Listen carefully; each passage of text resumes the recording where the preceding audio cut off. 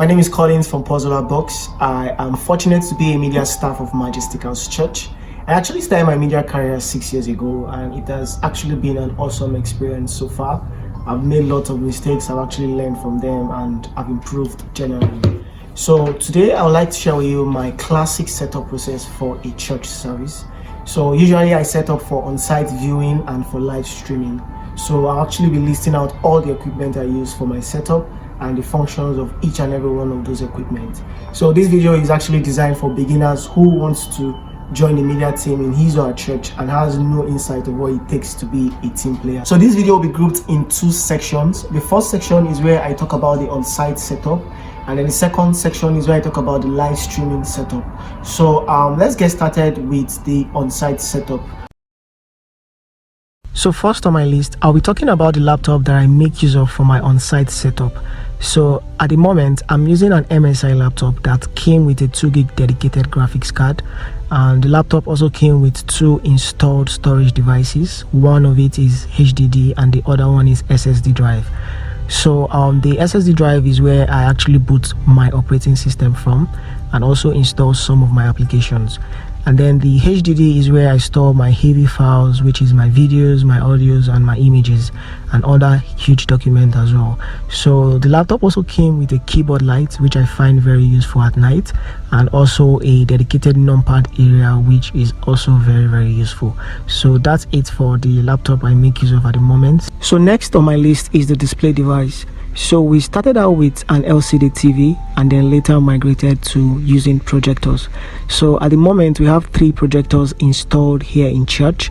So we have 2 Hitachi projectors and a single Optoma projector.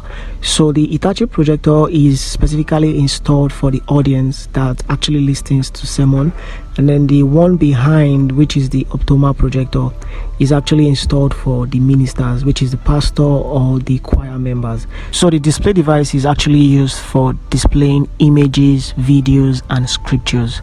So that's the major purpose for the display devices. So the next on my list is the HDMI splitter. So the HDMI splitter is used to split signal that comes from a single source, which is your laptop, and then what it does is it takes that signal and then distributes it to multiple outputs, which is then your projector, and then it actually does that simultaneously. So at the moment we have a 4-in-1 HDMI splitter, which actually has a 4 output ports and a single input port as well. So that's it for the HDMI splitter. So next on my list is the Easy Worship software. So it is a software that is designed for churches, which I actually use to project lyrics for songs, images, and videos as well. So recently I actually minimized the usage to just song lyrics and images. I specifically use the Bible Show app for projecting scriptures. So I'll be talking about the Bible Show next, and I'll go in details about it.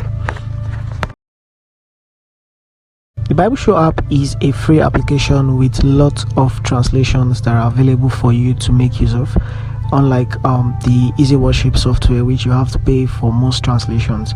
So the Bible Show app is free and the translation is also free, and they actually have lots of translations available for your use. So I will actually recommend it for you to make use of and try out for your church. So that's it for the Bible Show application. So next on my list is the Notepad application. So this is an application that comes for free with your Windows operating system. So I use this application to write down things like nuggets, scripture verses, and other text content that are relevant for the service. So you can actually find it on your Windows computer. So that's it for the Notepad. So next on my list is a web browser. Yes, a web browser is essential to me because I use it to search out scriptures when a specific minister does not know the exact part of the Bible verse that he or she wants to actually read out. So I also use it to download images for designing my sermon titles, and I use it to search out other things that are also relevant that are needed for the church service, like song lyrics as well. So yes, the browser is very essential to me and I always make use of it within my setup. So next on my list is the PowerPoint software that I actually make use of. So I use the PowerPoint software to design the sermon titles. So I actually add a flair of design to the titles, so it actually looks nice and appealing. So yeah, I actually make use of the PowerPoint software. You can actually use any software of your choice, like Photoshop and Figma, or any other design software that you find easy to understand. So last on my list, I have the internet. So the internet is very, very essential because I actually have to be live, so I can actually download images or access the web browser. So without the internet, the web browser is not functional. So I make use of the internet when it's time to actually make use of the web browser, like search out scriptures and images. So yes, and the device I actually use for my internet is my iPhone 7 Plus. So it has actually been serving me for quite some time now, and recently I actually acquired an Infinix Hot 8, and that's what I've been using recently. So that's it for the on-site setup process. So next I will move on to explaining the live streaming setup process, which I believe you also find very useful. So this is the laptop I use for live streaming. It is an MSI laptop that came with a 4GB dedicated graphics card. This laptop also came with a pre-installed storage devices, SSD and HDD. So the SSD is where we actually boot our operating system from, which is the Windows 10 we are currently using. And then the HDD is where we store huge files like videos, audios, images and other file types. The laptop also came with an installed 8GB of RAM and a keyboard light that I find very, very useful at night. The laptop also has a special numpad area which helps in displaying scriptures faster. So this is a laptop I recommend for small churches that want to start live streaming. So that's it for the laptop that I use for live streaming. So next on my list is the camera. So we are currently using a single camera here in church, and it's a Panasonic camera that came with an HDMI port.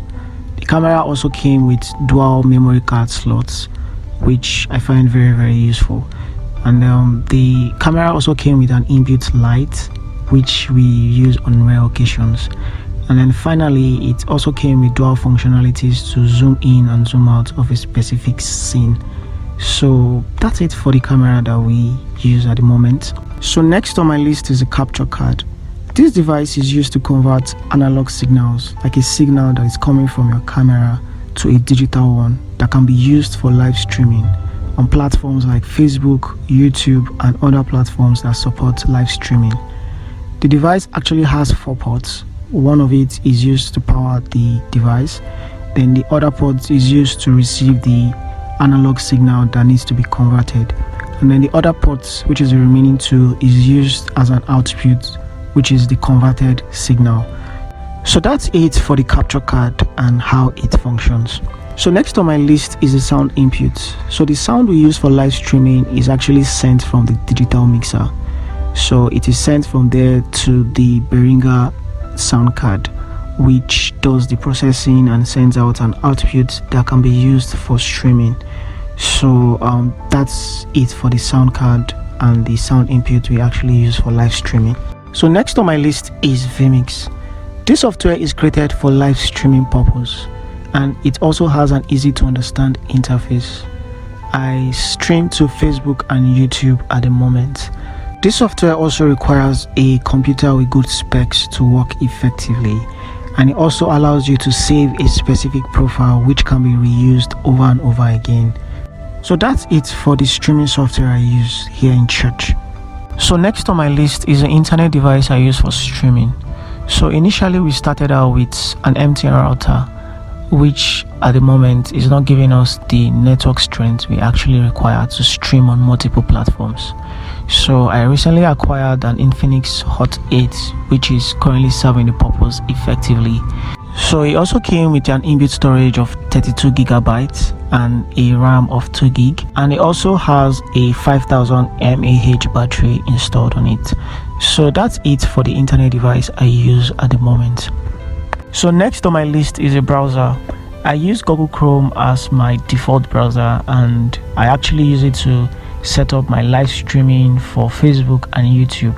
So once I'm done setting up, I copy the live streaming keys to my vMix, paste them, and then I start my live streaming. I also use the browser for checking the internet speed, which is the upload speed, which is very, very required once you want to start live streaming. So that's the major purpose for using the web browser. So last on my list is MixLR. So this software is used by many churches out there for streaming audio version of their sermons. So it is a paid software which requires a monthly subscription or a yearly subscription. So at the moment we are paying for the 3-hour subscription, which is for $10 per month, and we have been streaming for over 2 months now on this platform. This software also has an easy to understand interface. It also has a functionality to filter the voice of the sound that is actually coming from your sound card. That's a functionality I find very useful. So if you find this video useful, please like, share and subscribe to my YouTube channel for more videos like this. Thank you.